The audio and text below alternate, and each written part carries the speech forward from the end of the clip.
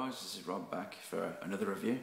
I thought I'd get this one done tonight. It's only a little guy, but very cool, I think. This is a G1 Dogfight, one of the Triggerbots. And I think these are great. I mean, they're not anything amazing in terms of transformation or articulation, but for me they hold a lot of nostalgic value, because I can remember so many of us at school when we used to play at break time, you know, back in about, well, the late 80s for me.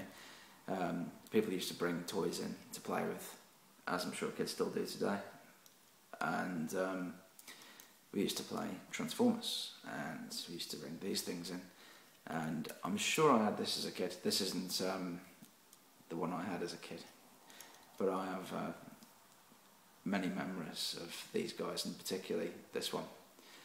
And I think my nan must have got it for me, but sadly it's one that I don't have any longer. I still have quite a lot of my originals, but some of them got given away when I was a kid or sold. Now, these are just fun. If you didn't think of it, it's like, I suppose, mini bot, but you've got this feature which is good fun, where the wings rotate around, and you've got guns, but also you've kind of got two planes in one. You've got an ordinary swept wing design with canards at the front, or you've got something that represents, I can't remember the name, but an experimental type of aircraft, which I'm not sure if the Russians or Americans made again in the 70s or 80s, and it looks really cool. It's a really good little jet mode, good fun. And you've got the wheels here, which roll quite nicely. This retractable landing gear at the front, which gives it a bit of a sleeker look. Back one stays there. You can see the face on the bottom, but it is G1, and if you're a kid playing this, you ain't going to be bothered about that. You'll just be flying it around, and it looks really cool. Now, what could be said about this? I think there was 3 Autobot ones and 3 Decepticons, and this is the one I have at the moment. I picked him up off eBay again for, I can't remember how much, but it wasn't too much. And he's in really good condition for the age. All the stickers are still there.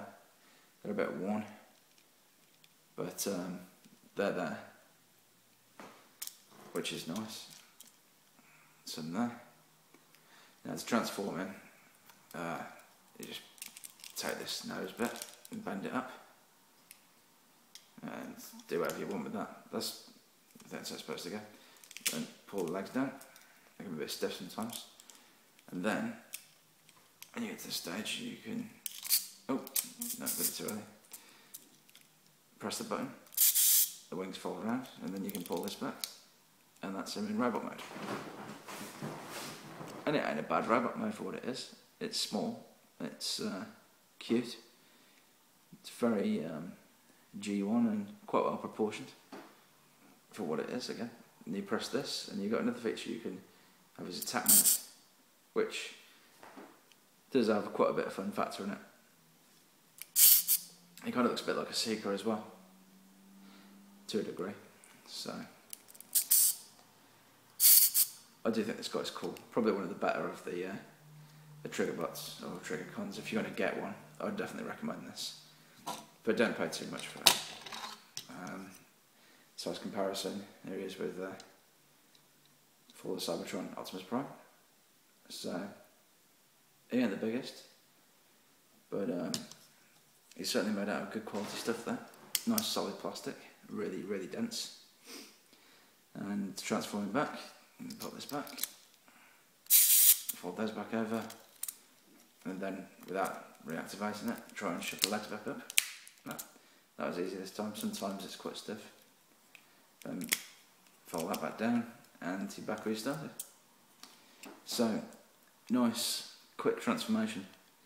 I do think that people forget these days that the whole fun of Transformers was the fact that they could change quickly. And as we'll see in the cartoon, there's a familiar noise, and they just change. So the 80s toys were about speed of change and ease and fun, and using your imagination, which is something that seems quite lost this day and age, the use of imagination. So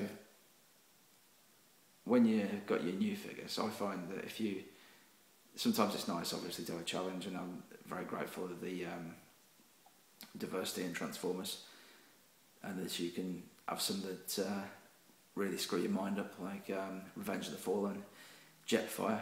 That one I still haven't, I think I've done it once actually, transformed it properly, but that's a nightmare. That's the hardest Transformer I've ever come across in my life. And then you get your masterpiece ones, which are a bit more well thought out, I'd say. But when it comes to just fun, the G1 Transformers, definitely just for something to your hands, just to keep flipping back and forth. They're great for that. And if you haven't ever got a G1 Transformer, then, well, pick up a G1 Optimus Prime is probably a good place to start. But these are a good novelty thing. Definitely. Definitely worth having. And just for another size comparison, jet mode, just show you something else, another love of mine. This is one I made from a kit, a little Vulcan bomber, one of the great many that I've made. So, there you go. And if you want to have a look at that. So there's some people on my channel like the Vulcan that I did, which I'll do a redux, as you might call, soon. Because the sound quality on my old phone and pitch quality wasn't as good as this. And this could be better. So that's that. So, I think that's all we can say about this one. And hopefully I may do some more reviews over this week. As for when I upload them, I don't know. But I don't know what I'll do next. I'll just pick something and review it. There's so much to choose from. So, cheers guys. Take care. If you want to subscribe, please do. And any questions or comments, feel free. Take care guys.